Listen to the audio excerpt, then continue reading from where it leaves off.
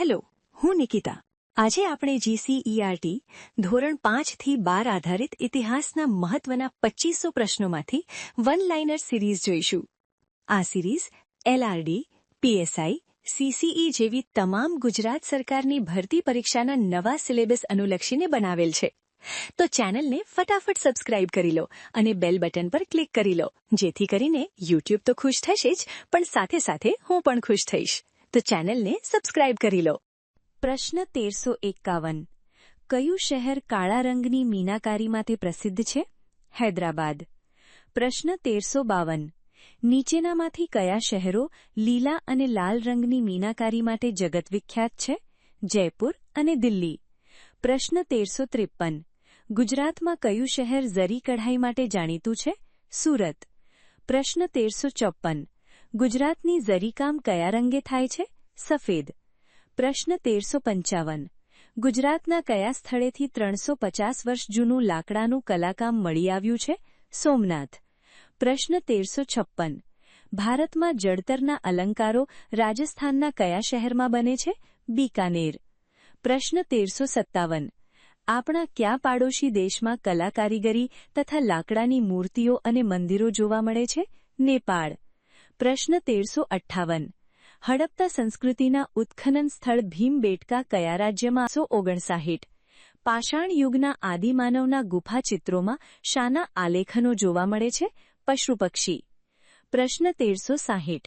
બધી કલામાં કઈ કલાનું સ્થાન મોખરે છે? ચિત્રકલા. પ્રશ્ન 1361. કઈ કળામાં ગાયન અને વાદન એ બે બાબતોનો સમાવેશ થાય છે? સંગીત. પ્રશ્ન 1362.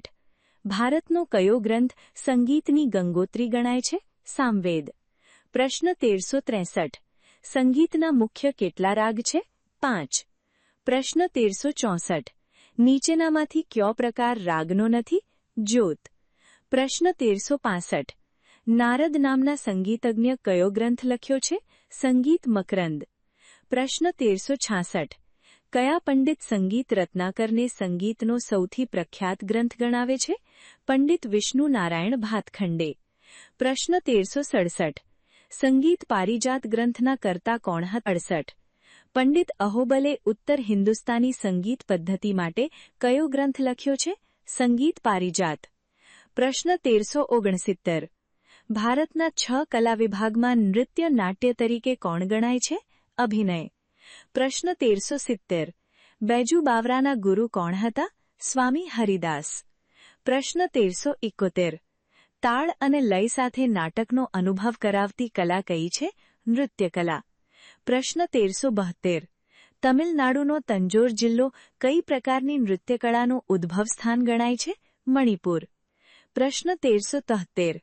ભારતનાટ્યમ નૃત્યશૈલીના ઉદ્ભવ સાથે કયો પ્રદેશ સંકળાયેલ છે? તમિલનાડુ. પ્રશ્ન 1374. કથકલીમાં કઈ પ્રકારની નૃત્યશૈલી છે? શૈલનાટ્ય. પ્રશ્ન 1375. કુચીપુડી નૃત્ય કયા પ્રદેશ સાથે સંબંધિત છે? આંધ્રપ્રદેશ. પ્રશ્ન 1376. કેરળ. પ્રશ્ન 1377. કયા નૃત્યના પાત્રો સુંદર ઘેરદાર કપડાં પહેરે છે અને મોટા કલાત્મક મુકુટ ધારણ કરે છે? કથકલી. પ્રશ્ન 1378. ભારતની રંગબેરંગી વેશભૂષા અને ઝમકદાર રજૂઆત માટે કયું નૃત્ય જાણીતું છે? કથકલી. પ્રશ્ન 1379. કથક નૃત્ય કયા રાજ્યની નૃત્યશૈલી છે? ઉત્તર પ્રદેશ. પ્રશ્ન 1380. કથક નૃત્યનો વિકાસ કોના જીવન પ્રસંગો પર આધારિત છે? શ્રીકૃષ્ણ. પ્રશ્ન 1381. શ્રીકૃષ્ણના જીવન પ્રસંગો પર આધારિત નૃત્ય કયું છે? કથક. પ્રશ્ન 1382. કઈ નૃત્યશૈલી વેશભૂષા અને તાલીમની દ્રષ્ટિએ આગવું સ્થાન ધરાવે છે? મણિપુરી. પ્રશ્ન 1383. કયા નૃત્યમાં નર્તક રેશમનો કબજો પહેરી અને કમરપટ્ટો બાંધે છે? મણિપુરી. પ્રશ્ન 1384. કઈ કળામાં સાક્ષર, નિક્સાક્ષર, અક્ષમતા છે? નાટ્યકલા. પ્રશ્ન 1385. નાટ્યશાસ્ત્રની રચના કોણે કરી છે? ભરતમુનિ. પ્રશ્ન 1386. કઈ કળા દ્રશ્ય શ્રાવ્ય માધ્યમ છે? નાટ્યકલા. પ્રશ્ન 1387.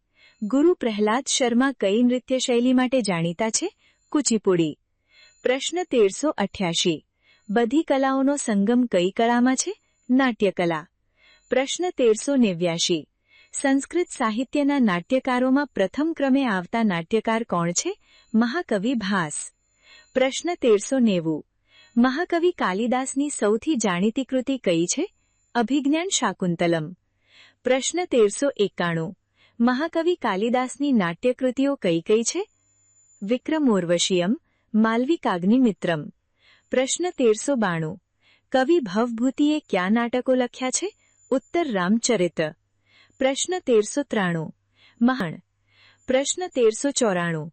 કયા નાટકમાં સીતા સાથે રામના વિયોગનું વર્ણન થાય છે? ઉત્તર રામચરિત. પ્રશ્ન 1395. કયા નાટકમાં કાલિદાસ જાણીતા છે? અભિજ્ઞાન શાકુંતલમ. પ્રશ્ન 1396. દૂતવાક્ય કૃતિના કર્તા કોણ છે? મહાકવિ ભાસ. પ્રશ્ન 1397. નીચેનામાંથી કઈ કૃતિ મહાકવિ ભાસની છે? સ્વપ્ન વાસવદત્તમ. પ્રશ્ન 1398. નીચેનામાંથી કઈ કવિ ભવભૂતિની કૃતિ નથી? દૂતવાક્ય. પ્રશ્ન 1399. નૃત્યના દેવાધિદેવ કોણ હતા? નટરાજ. પ્રશ્ન 1400. સંગીત રત્નાકર ગ્રંથ કોણે લખ્યો? તમને આમાંથી કેટલા પ્રશ્નો પહેલાથી આવડતા હતા? કોમેન્ટમાં લખો. અને જો તમને આવા પ્રશ્નો ઉપયોગી લાગે તો વિડીયોને લાઇક કરો અને ચેનલને સબસ્ક્રાઇબ